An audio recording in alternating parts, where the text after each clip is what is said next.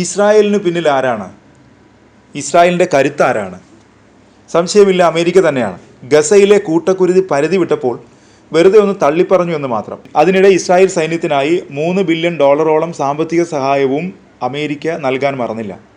ഇതിനെതിരെ വ്യാപക പ്രതിഷേധവും ഉയരുന്നുണ്ട്. പലസ്തീനിൽ വംശഹത്യ നടത്തുന്ന, മനുഷ്യാവകാശങ്ങളെല്ലാം കാറ്റിൽ പറത്തി ക്രൂരതകളുമായി മുന്നോട്ടു പോകുന്ന ഇസ്രായേൽ സൈന്യത്തിന് അമേരിക്ക സാമ്പത്തിക സഹായം നൽകിയത് ലോകരാജ്യങ്ങൾക്ക് ദഹിച്ചിട്ടുമില്ല. എക്കാലവും ഒളിഞ്ഞും തെളിഞ്ഞും അമേരിക്ക ഇസ്രായേലിനെ സഹായിച്ചുകൊണ്ടേയിരിക്കുന്നു.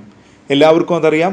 അമേരിക്കയും ഒരിക്കലും ഇസ്രായേലിനെ തള്ളിപ്പറഞ്ഞിട്ടുമില്ല. ഇസ്മയിൽ ഹനിയയുടെ മരണശേഷം ഇസ്രായേലിനെ ആക്രമിക്കുമെന്ന് ഇറാൻ പരമോന്നത നേതാവ് ആയത്തുള്ള ഖമേനി പരസ്യമായി പ്രഖ്യാപിച്ചിരുന്നു. ഇസ്രായേലിന് ശക്തമായ തിരിച്ചടി നൽകാനുള്ള തയ്യാറെടുപ്പിലാണ് ഇറാനെന്നും റിപ്പോർട്ടുകൾ പുറത്തു വരുന്നുണ്ട്. അതിനിടയിലാണ് പശ്ചിമേഷ്യയിൽ സൈനിക സാന്നിധ്യം അമേരിക്ക വർദ്ധിപ്പിക്കുന്നതായും റിപ്പോർട്ടുകൾ വരുന്നത്. ഇപ്പോഴിതാ അമേരിക്കയെ നേരിട്ട് വെല്ലുവിളിച്ചിരിക്കുകയാണ് ഇറാൻ. ഇറാൻ്റെ ഇസ്ലാമിക് റവല്യൂഷണറി ഗാർഡ് കോർപ്സ് ആണ് അമേരിക്കയ്ക്ക് ശക്തമായ താക്കീത് നൽകിയിരിക്കുന്നത്. പശ്ചിമേഷ്യയിൽ സംഘർഷം കനക്കുന്ന സാഹചര്യത്തിലാണ് US നേവിക്ക് മുന്നറിയിപ്പ് നൽകിയിരിക്കുന്നത്. ഇറാൻ്റെ നാവികസേന വെറും തീരദേശ സേനയല്ലെന്നും സമുദ്രത്തിൽ ആക്രമണം നടത്താനുള്ള ശേഷി സേനയ്ക്കുണ്ടെന്നുമാണ് മുന്നറിയിപ്പ്. അമേരിക്കയുടെ ഉപരോധമുണ്ടായിട്ടും ആഗോളതലത്തിൽ ഇറാൻ്റെ നേവിക്ക് കപ്പലുകൾ വിന്യസിക്കാനുള്ള ശേഷിയുണ്ടെന്ന് തെളിയിച്ചിട്ടുണ്ടെന്നും ഇറാൻ്റെ കമാൻഡർ ഹാജ് സുലൈമാനി പറഞ്ഞു. പടിഞ്ഞാറൻ ഏഷ്യയിലേക്ക് അമേരിക്ക ഗൈഡഡ് മിസൈൽ സബ്മറൈൻ അയച്ചതിന് പിന്നാലെയാണ് ഇറാൻ്റെ മുന്നറിയിപ്പ് വന്നത്.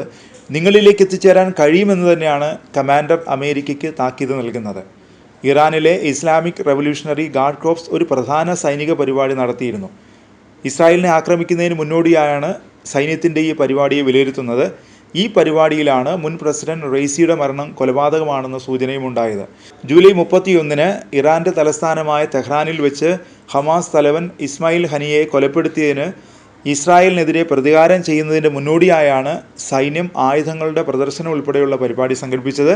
ഈ പരിപാടി നടക്കുന്ന വേദിയിൽ രക്തസാക്ഷികളുടെ ചിത്രങ്ങൾ പ്രദർശിപ്പിച്ചിരുന്നു. ചിത്രങ്ങളിൽ റെയ്സിയും ഇറാനിൽ കൊല്ലപ്പെട്ട ഇസ്മായിൽ ഹനിയയുടെയും ചിത്രങ്ങളുണ്ടായിരുന്നു. മാത്രമല്ല, റെയ്സിക്കൊപ്പം ഹെലികോപ്റ്റർ തകർന്നു മരിച്ച വിദേശകാര്യമന്ത്രിയുടെ ചിത്രവും ഇതിനോടൊപ്പം ഉണ്ടായിരുന്നു. മറ്റെല്ലാ ചിത്രങ്ങളും കൊല്ലപ്പെട്ടവരുടേതായിരുന്നു. ഇതാണ് റെയ്സിയും കൊല്ലപ്പെട്ടതാണെന്ന സൂചന നൽകുന്നത്. ഇറാൻ പ്രസിഡന്റ് ഇബ്രാഹിം റെയ്സിയുടെ മരണം സംഭവിച്ച ഹെലികോപ്റ്റർ അപകടത്തിൽ നിരവധി ദുരൂഹതകളുണ്ടായിരുന്നു. ഹെലികോപ്റ്റർ തകർന്നതല്ലെന്നും തകർത്തതാണെന്നും റിപ്പോർട്ടുകൾ വന്നു. എന്നാൽ ഇറാൻ ഇക്കാര്യം തള്ളിക്കളയുകയായിരുന്നു. ഹെലികോപ്റ്ററിൻ്റെ കാലപ്പഴക്കവും മോശം കാലാവസ്ഥയുമാണ് അപകടത്തിന് കാരണമെന്നായിരുന്നു ഇറാൻ്റെ വിശദീകരണം. ഇക്കാര്യത്തിൽ പിന്നീട് വിശദീകരണങ്ങളൊന്നും ഉണ്ടായില്ല. ഇറാനിൽ പുതിയ പ്രസിഡന്റ് അധികാരമേൽക്കുകയും ചെയ്തു. റെയ്സിയുടെ മരണത്തിനിടയാക്കിയ ഹെലികോപ്റ്റർ അപകടം കൊലപാതകം ലക്ഷ്യമിട്ടായിരുന്നു എന്ന് ആദ്യമായാണ് ഇറാൻ സൂചന നൽകുന്നത്.